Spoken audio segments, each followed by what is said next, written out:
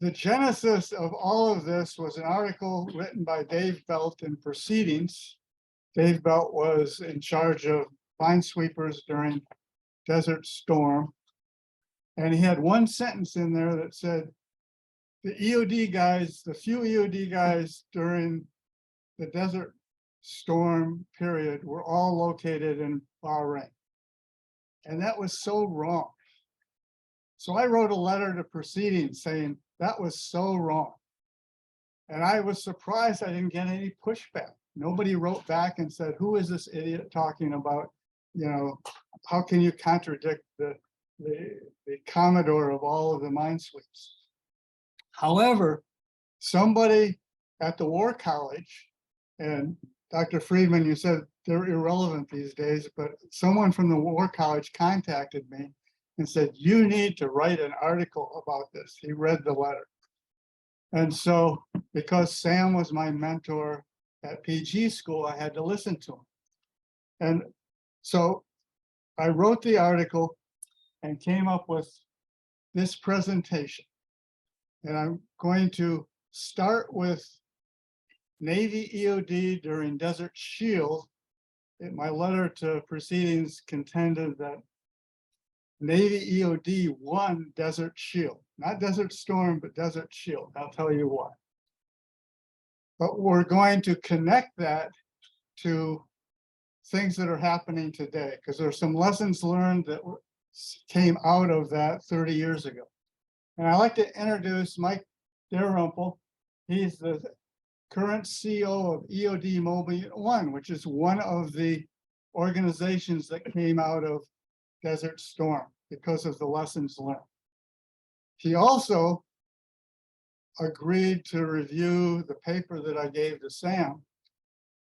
And, you know, usually when you give your friends a paper to look at, you get back a one-sentence thing. It says, it looks good to me. You know, just go with it. 200 edits later, I barely got it to Sam before this conference. So we will start out with just a brief history of EOD before Desert Storm.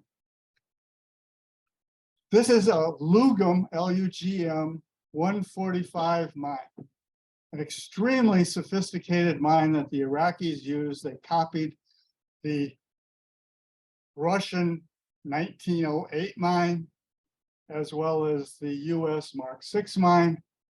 It has what are called chemical horns. It's got a little steel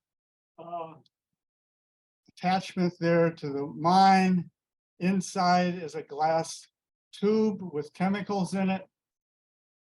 Ship hits the metal, it breaks the tube, 300 pounds of explosives go off, which are usually in contact to a ship, which is not good news for the ship. These are moored mines, but the Iraqis didn't moor any of them. They just threw them off the back end of a fishing boat and floated a bunch of them in the Persian Gulf during Desert Shield, Desert Storm. And so EOD. So EOD, prior to Desert Storm, pretty much was famously known as drinking a lot and getting naked at the wrong places. Very loosely organized, badly controlled McHale's Navy out there. They prided themselves on being underneath the radar, and they didn't have to answer to anybody that had a star. They also were the kings of Kamshaw, which meant they went and stole everything that they had, everything they had. They went to old warehouses and places and refurbished them, and then told the whoever happened to be the CEO of the base where they had done that, oh, by the way, we took over this building. Famous for that sort of thing. Talked a little earlier yesterday about fleet exercises and the benefit that could have. Well, EOD, Navy EOD had never been in any exercises. They were deployed to various things like the clearance of Haiphong Harbor, the clearance of the Suez Canal. They would respond to incidents on board ships like hung ordnance. Although the gunners on the ship usually knew more about how to clear the boats or the guns. Here's 3 mines, as I said, Mark 6 US, Russian, and then you've got the Lugum 145. And when the Navy started arriving in the Gulf, there hadn't been a carrier in the Gulf since the 70s. By the time the war was over, there were 8 carriers in the Gulf, with all of the other ships that follow carriers around. So it was very crowded in there. And then they found that, at least in the Desert Shield portion, the threat wasn't from Iraqi air or any other hostile force, but was from these floating mines that were in the Gulf. The first one that was encountered was off of Bahrain in December. And so we'll tell you a little sea story about how that was taken care of. Lieutenant J. Lewis and Petty Officer Paul Grassmeyer went out in their little rubber boat and located the floating mine. They tied a line to it and started to tow it into shore, because if you haven't seen something before, EOD is supposed to exploit it and figure out how it ticks. Well, the seas got a little bit rough and they couldn't tow it in anymore. So they stayed overnight. They paid out the line and they stayed overnight with this mine bouncing around behind them. They then brought it into shore. And this isn't from Desert Storm, but you get the idea. They exploited it to see how it operated, if it had any booby traps or things like that. Could people actually touch it and survive? And so, oh, the green has. I can move that for you. Yes. There we go. There we go. Okay, so exploiting an unknown piece of ordnance is not necessarily a fun thing to do. But Grassmeyer and Lewis did this. Learned that it had no booby traps, and that the best way to then neutralize this mine, if they're found again in the Gulf, was to somehow attach an explosive charge, C4, and remotely detonate it.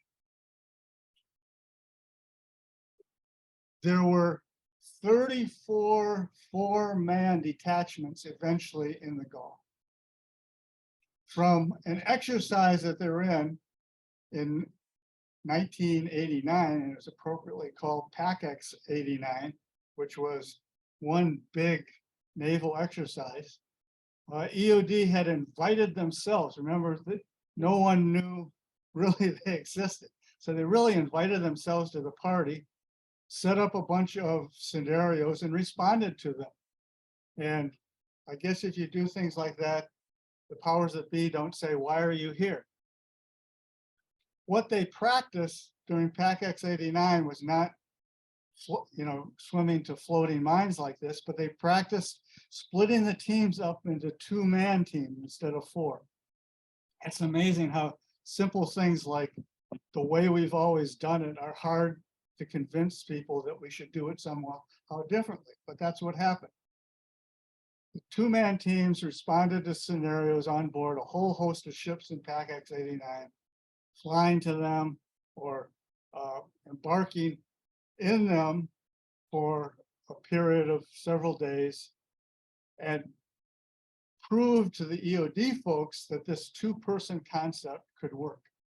The 4-man concept was based on diving safety. And so you always needed four divers, minimum of 4 divers to safely conduct any diving operation, especially from a rubber boat.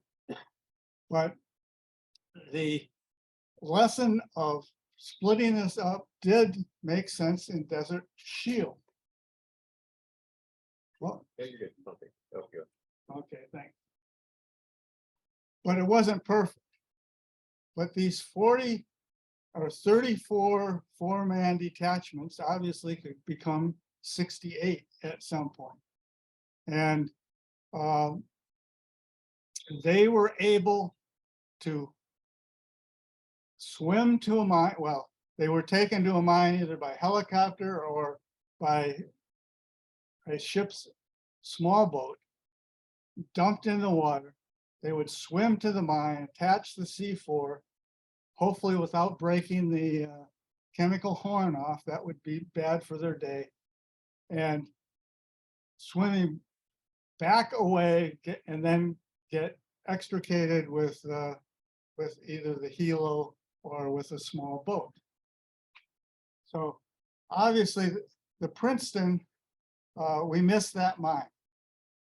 So, and the damage was here, and that's from small contact mine. The real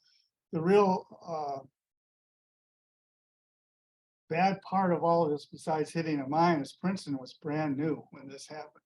So this World War I mine did this. Okay, we can show the we show the video now. Okay, this is where the magic of movie making. This is as good as Killer Tomatoes. This is about. So let me know if I need a back photo. Yeah, this is fun. Whoops, Yeah. we went too far. Too far? Yeah, Okay. that's the aim.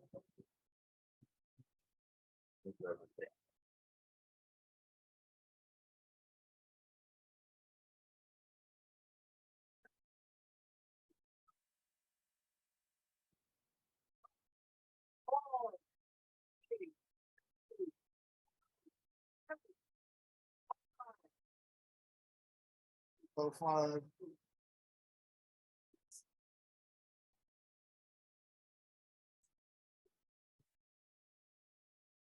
No?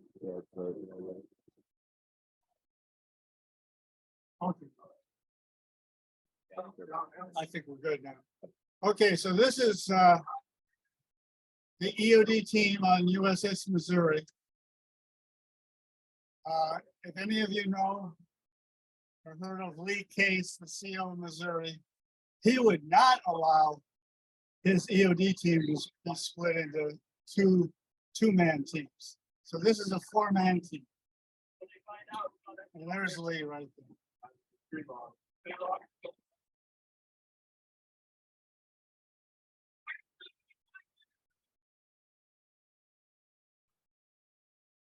Rather than go, there's a little bit of fluff before we get to the real point of this, but rather than flip around, we'll just stay with it. It's only about 60 seconds.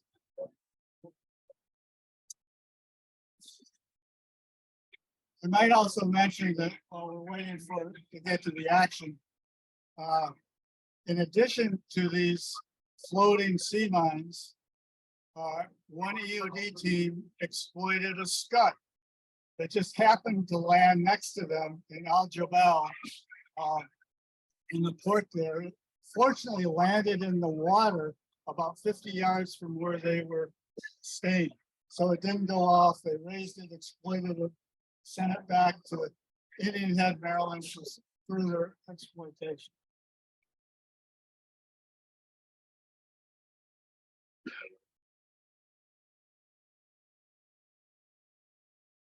They'll get to the water soon. Okay, so another thing that happened was that the Gulf and all these ships, there was an enormous command and control problem. And so we brought 3 other folks to take a look at their particular area of responsibility. We put someone on with Mid-East Force. We put someone with the amphib, with the Fibron, and we put someone here on Midland. And they would look at the EOD teams in their area as they were moving around.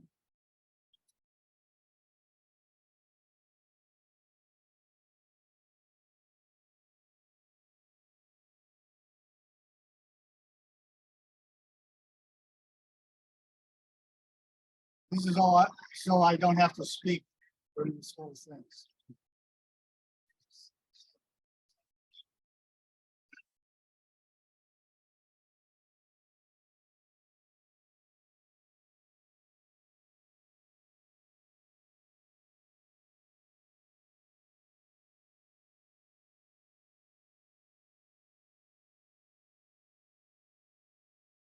That's Lieutenant Steve Wilson,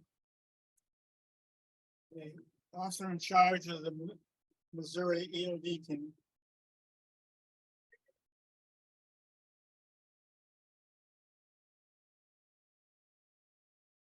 Then, of course, they throw the junior guys in because they're expendable.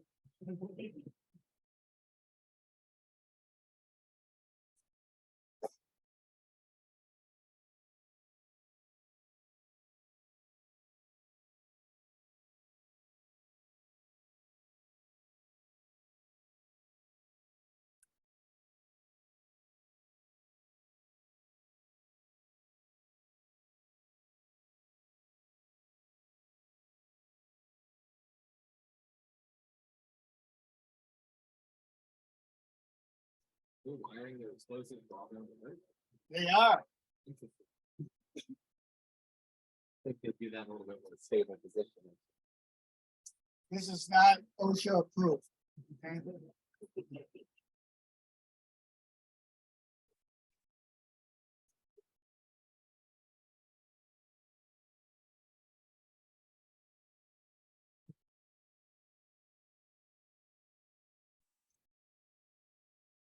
The miracle here is that there was no conference to bring all the EOD folks together. They'd never done this before.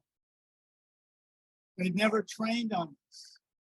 But somehow, and with the Coconut Wireless, they were able to tell all the other EOD teams out there how to do this particular tactic.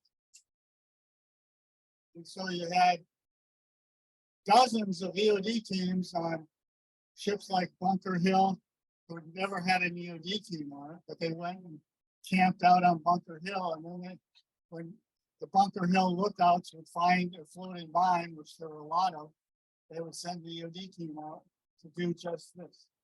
But no training, no tactics. The two-person thing had only been a year in making.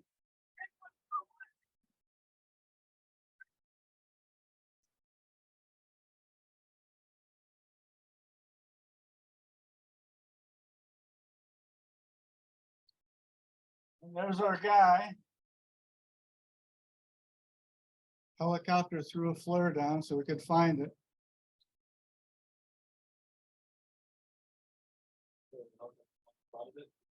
Yeah.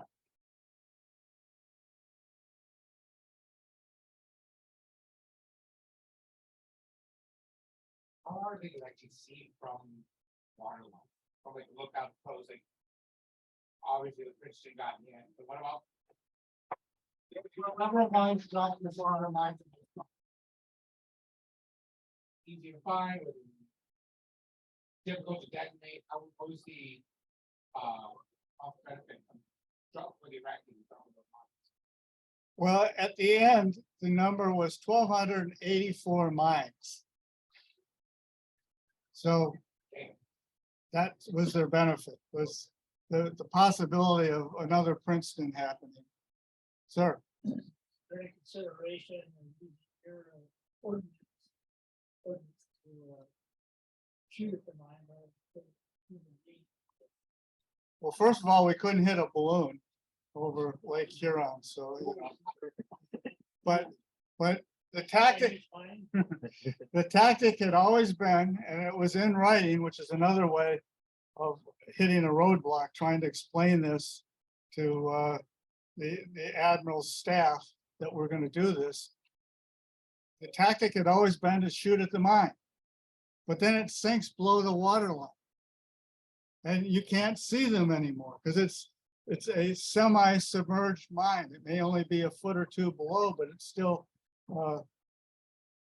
buoyant enough that it's going to hit a ship. So this is the most effective way of eliminating. And here we have our junior man remote tool.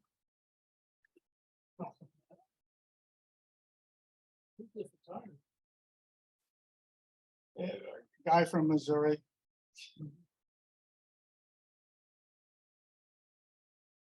I don't think it's Lee Case. I think he stayed on board. So the trick obviously is to grab the mine. There are lug nuts on both sides of the mine. Is to grab those and not the chemical horn. That's the best tactic you can have.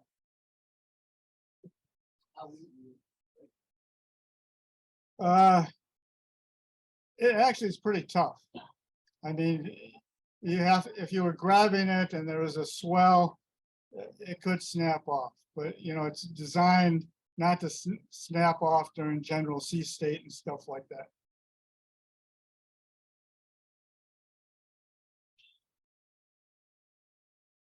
Couldn't do anything about the mantle. No, they, during the clearance after Desert Storm, when they went back and could methodically clear the harbors, they did dive on manta mines.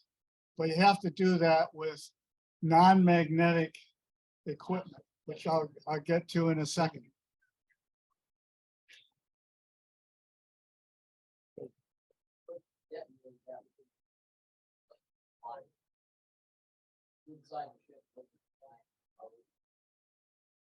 No, it was just time fuse where they just pulled it. Yeah. So the remote tool, one of them pulled the time fuse starter. Yeah, they don't swim that fast. Okay, thanks. Yeah, that was really interesting. Okay. So as I said, they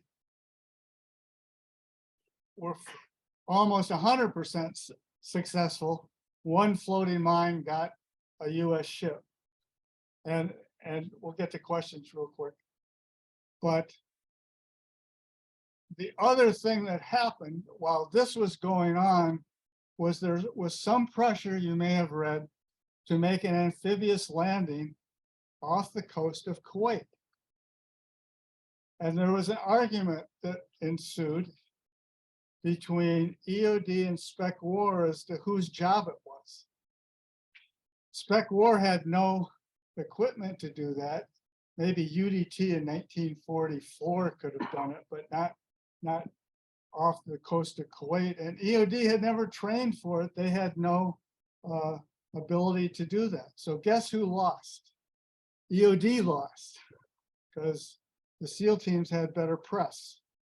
And so they had Demi Moore, we had Hurt Locker, which won Academy Awards. So there you go. So they asked the staff officer that we brought out that was with the Fibron to design an exercise to test EOD's ability to do a clandestine sweep going into shore of any obstacles, just like back in World War II. So Rick Nagel, I don't know where he got these people, but he got 12 reserve, as remote tools again, he got 12 reserve EOD guys. And we call them naked swimmers. They weren't really naked like the first cartoon, but they were just swim trunks, a t-shirt, some fins that were like boogie board fins that don't have any metal on them, and a snorkel. And so at night, he had them go out and attempt to prove that they could snorkel a certain distance in a straight line off of Abu Dhabi. it failed, like everybody knew it would fail. But we took that information and we took it back to Admiral Arthur and his staff and said, you know, we tried, but we can't do this. And then the Marine Corps Commandant sent out a 1-star named Jack Sheehan, and he was briefed on this. And I don't know if it's cause and effect to all this, but there never was an amphibious landing after that or consideration. As an aside, and probably everybody that was part of the Admiral's staff, Admiral Arthur's staff will deny this, but Sam Donaldson came out for an interview. And Admiral Arthur had him standing in front of a map of Kuwait. And Admiral Arthur was telling Sam Donaldson about how an amphibious landing would occur on this. And he says, now, Sam, don't tell anybody. And so I'm sure Saddam was watching that and says, oh, they're coming here. And, you know, there was distribution of Iraqi forces and all that because of the feint. But I walked that beach back right after. Stop. It died. But there was unexploded orders all over the place. Like we, yeah. So here's the naked diver trying to act like UDT in 1944. And the Navy's solution to this was to come up with the LCS and its mission package, ASW, surface, and mine countermeasures. And this, you can see this is just recently, less than 3 weeks ago, the powers that be said that the mission package for MCM is almost ready. We're ready to put it out. But they still haven't done it. And so where does that leave us? That leaves us with Mike. Now it's his job to be a semi-naked swimmer and have his guys go into the beach. So the evolution of all that, and this is where we get this, we don't do surface swimming to floating mines right now, training for with EOD guys. What we do is we've tried to come up with the clearance of the beach clandestinely, which is the tough part, and do it with, as they say, the diver, you know, out of the environment. We want to take the diver out of the minefield. Well, it still hasn't happened. So the iteration that's happened since the early 90s is that General James Jones was the head of basically, I forget what the OpNav designation was, but Jim Jones came out to bless the first step, which was called the Very Shallow Water Mine Clearance Unit. It was at headquartered at NAB, and it had EOD, it had SEALs, it had Marines, it had combat crewmen, and most importantly, and the most effective weapon it had was Mark 18, which translates as dolphins. So they had some dolphins that were going to go into the beach. Dolphins are very good at that, but the surf zone is a very hostile environment. And even the most experienced dolphin gets tossed around if the surf is not good. So it's just a very difficult problem just to swim through it, let alone deal with a mine that's going to blow up on you. So the next iteration was called, they changed the name to protect the innocent. The next iteration was a Naval Special Clearance Team 1. Same mission, but we changed the name. So that was in the late 1990s. Then they changed the name again and they called it EOD Mobile Unit 1, whose primary purpose was to swim to the beach through the surf zone. But then a funny thing happened along the way. The Navy started to realize that the mine warfare, which has always been the poor red-headed stepchild on the Navy in terms of funding, we no longer needed to have that capability anymore. So they turned Mobile Unit 1 into an Afghanistan EOD type team. They still have a mine countermeasures capability, but it's been somewhat diluted because they have these other responsibilities like IED. Now, obviously with Afghanistan in the rear view mirror, perhaps I can go back to that, but Michael can address that if you want to catch him offline. So here are the three iterations since the early 90s and it's the same, trying to solve the same problem. They also have taken a look at line charges where they can shoot out this explosive line parallel to the beach and detonate it and hope you clear everything in the explosive. So there's a test. Everybody needs a test at the end of this. So this is your cheat sheet. And now we're set for questions. Sir, What kind of mine didn't triple? I was a Manta. That was an I was a Manta. And the Marines use line charges on the beach. Yeah. Well, and then I promise I'll look that way. Sir, Go down, when you have detachments, did you go down small as the MSOs? Were the detachments unfireable?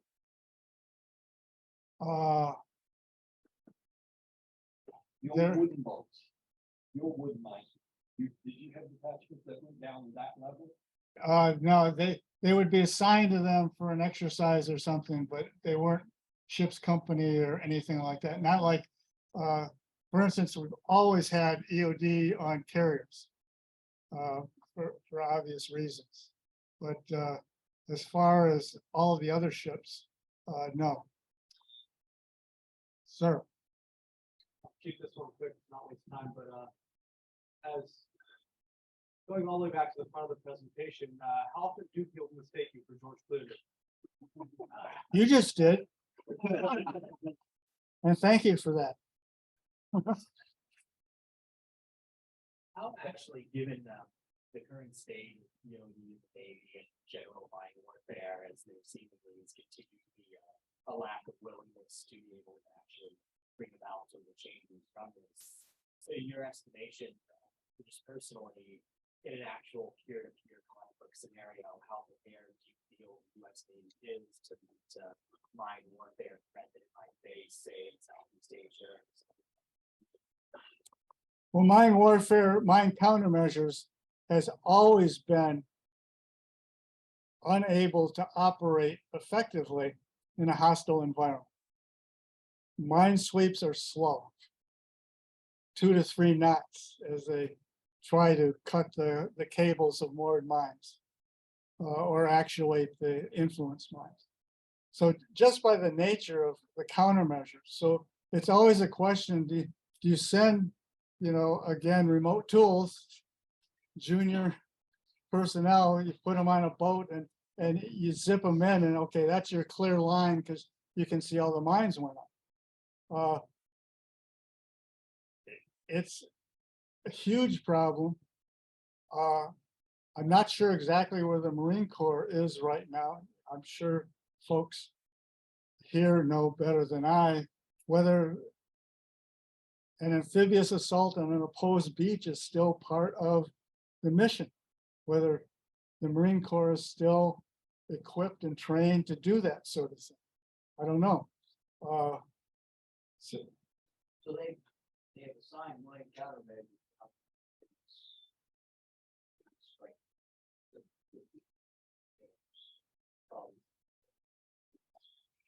Whether or not that's that LCS module you got, I don't know, they're thinking they can sweep mines with, small unmanned little boats, built in one basement.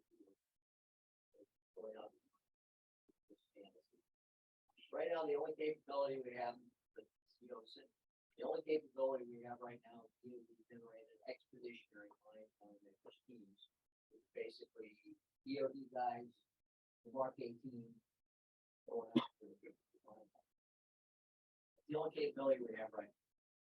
I understand when you're out of it. So you all know what the nickname of LCS is, right? Yeah, okay, so they go very fast, so that's their, you can ski behind them and all that sort of stuff. Sir, All right, so this is 30 years ago. I remember when we didn't have public. But knowing this line situation, it looks like from the public policy perspective, it's changing doctrine, or it's doing this aircraft and hovercraft like that, because almost like because they couldn't solve this problem, they're moving away from trying to solve the problem. Am I reading it? yeah, I mean, in my mind, it's always going to be an unsolvable problem. You just can't be sure you cleared everything. So, yeah. But I just saw where the Marine Corps put in a request for more light amphibious vehicles, which in my mind says we still want to go ashore once in a while. Sir, oh, doctor. Some other really successful line craft assets, like the helicopter track that was supposed to the lazy bed. Yeah, the one that was supposed to detect mines, shower water, and fire bullets. Yeah. I But was surprised that anyone still thinks when I'm trying to see it, they should send in explosives. You get a hell of a lot of explosives. oh, no, I think line charges, that was dismissed long ago. It just was one of the, I know after Desert Storm, it was one of the proposals to, in fact, it was funded at one point to test it out, but it never came to fruition. Oh, there's one thing we really like. It's currently the 70s. You would have a underwater bulldog. Sure, it's been a trench up in the beach and then fill it with some sort of liquefied explosion.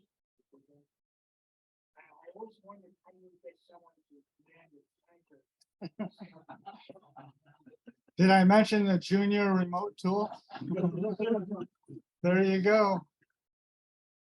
I was the EOD sponsor on the APNAP staff during all this. And Charlie Command helicopter walked into my office one day and said, he had a helo-borne laser that could see 40 feet under the water.